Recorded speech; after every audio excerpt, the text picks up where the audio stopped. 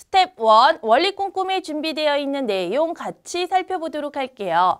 자, 첫 번째 내용은요. 받아올림이 없는 진분수의 덧셈 알아보기라고 되어 있습니다. 자, 우리 진분수의 덧셈이다 라고 할 때는요. 저학년 때 이미 공부를 한 적이 있습니다. 그쵸? 분수의 덧셈과 뺄셈 공부한 적 없어요?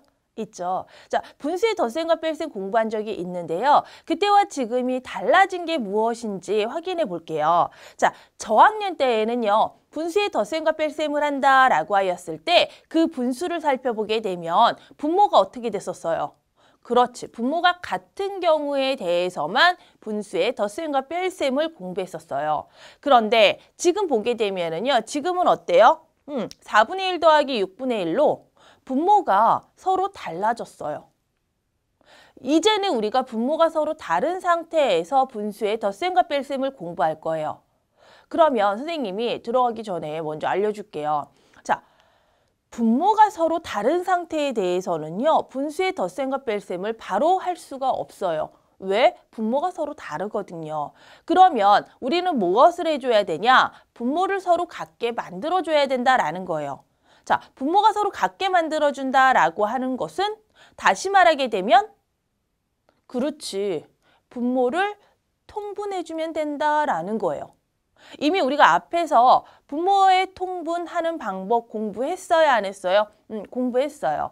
그렇기 때문에 분모를 통분해주고 나면 어때요?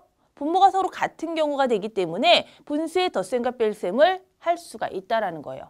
그래서 우리가 가장 먼저 해야 되는 것은 뭐냐면요. 분모가 서로 같은지 다른지 요거부터 살펴봐야 됩니다. 분모가 서로 다르다면 가장 먼저 해야 되는 것은 무엇부터 한다? 그렇지, 통분부터 한다.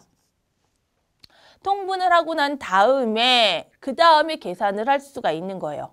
그러면 우리 통분하는 방법 다양하게 있었죠. 그래서 지금 분수의 덧셈과 뺄셈을 공부할 때 그중에서 먼저 덧셈을 살펴볼 건데 덧셈에서도 이렇게 두 가지 방법이 제시된 이유는 통분하는 방법이 여러 가지가 있었기 때문에 그 통분하는 방법으로 인해서 이렇게 두 가지의 경우가 생겨난 거예요. 그럼 우리 한번 해보도록 할게요. 자, 4분의 1 더하기 6분의 1을 할 건데요. 자, 이때 우리 공통분모 만들어야 되잖아요. 그러니까 통분해야 되겠죠. 그렇죠? 통분을 할 건데 공통분모를 무엇으로 할 거냐면 첫 번째의 경우에는 두 분모의 곱으로 공통분모를 할게요. 자, 두 분모의 곱으로 공통분모를 한다라고 하였기 때문에 4하고 6이잖아요. 4 곱하기 6 해서 24를 공통분모로 만들어 줄 것입니다. 자, 그럼 우리 통분해 보도록 하겠습니다. 4분의 1에다가 6을 곱했습니다. 그런데 분모에다가 6을 곱하게 되면 당연히 분자에다가도 같은 수만큼 6만큼을 곱해줘야 되겠죠. 그쵸? 자, 이번에는 6분의 1에다가 4를 곱해주도록 할게요.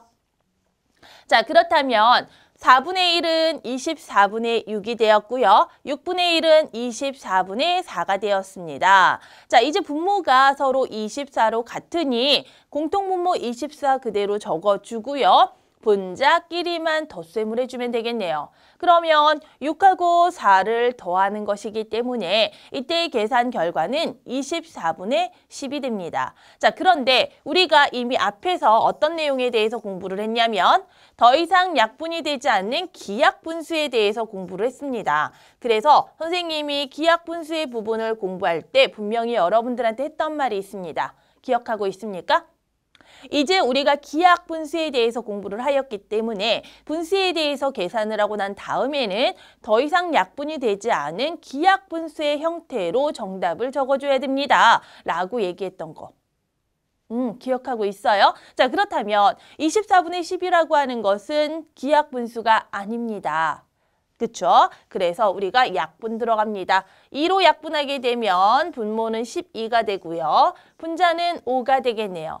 자, 12분의 5다라고 하는 것은 더 이상 약분이 되지 않은 기약분수의 모양이기 때문에 이 상태 이대로 정답을 적어주면 되겠습니다. 됐습니까? 그래서 정답은 12분의 5가 되는 거예요.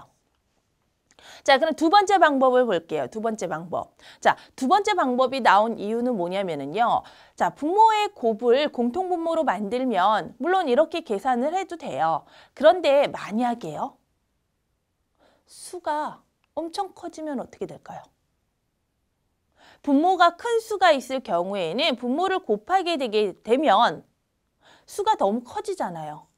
그쵸? 그래서 공통분모를 만들 때 이런 경우를 대비해서 두 번째 방법을 더 많이 사용하게 될 거예요. 자, 두 번째 방법은 뭐냐면요. 분모를 어떻게 해줄 거냐면 공통분모 만들 때 분모의 최소 공배수로 공통분모를 만들어주는 거예요. 자, 분모의 최소 공배수. 그러면 지금 현재 분모가 4하고 6이었기 때문에 4와 6의 최소 공배수를 구하게 되면 이때는 얼마가 되는 거지? 그렇지, 12가 됩니다. 자, 그러면 우리 12를 만들어 주도록 할게요. 자, 12를 만들기 위해서는 4분의 1에다가는 분모와 분자에 3을 곱해주면 되겠고요. 자, 6분의 1에다가는 2를 곱해주면 됩니다.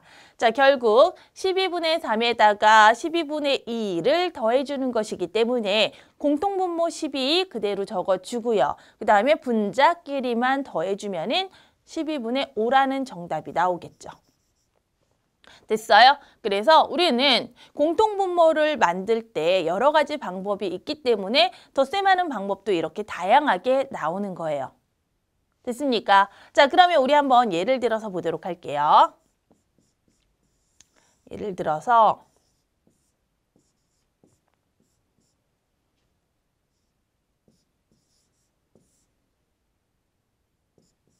자, 6분의 5 더하기 12분의 7을 하세요 라고 되어 있습니다. 자, 어떻게 하면 될까요? 물론 6하고 12를 곱해서 두 분모의 곱을 공통분모로 적어줘도 되지만요. 6하고 12를 곱하게 되면 수가 너무 커지잖아요. 그래서 선생님은 최소 공배수를 구해볼게요. 자, 6하고 12의 최소 공배수 구하면 얼마예요?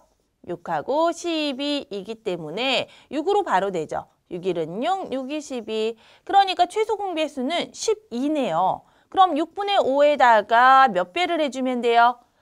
6에서 10이니까 2배 해주면 되겠죠. 자, 분자에도 2배를 하게 되면 12분의 10이 되고요. 자, 12분의 7은 그대로 적어줍니다. 자, 그러면 공통분모가 얼마입니까? 12입니다. 자, 그럼 이제 둘이 더하게 되면 이때 계산 결과는 12분의 17입니다. 자, 더 이상 약분이 되지 않는 기하분수의 모양 맞습니까? 맞습니다. 그런데 이런 경우에 대해서는요, 우리 대분수로 나타내 줍니다. 그러니까 물론 이 경우는 우리 뒤에서 다시 한번 공부를 할 거예요. 자, 대분수로 나타내 주면은 정답이 되는 거.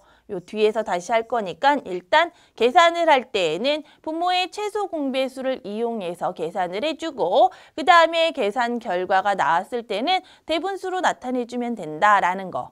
요거는 뒤에서 다시 한번 볼 거고 공통분모 만드는 방법이 이렇게 다양하기 때문에 계산하는 방법도 공통분모 만드는 방법에 따라서 여러 가지가 나왔다라는 거 여러분이 편한 방법으로 계산을 해주면 되겠습니다.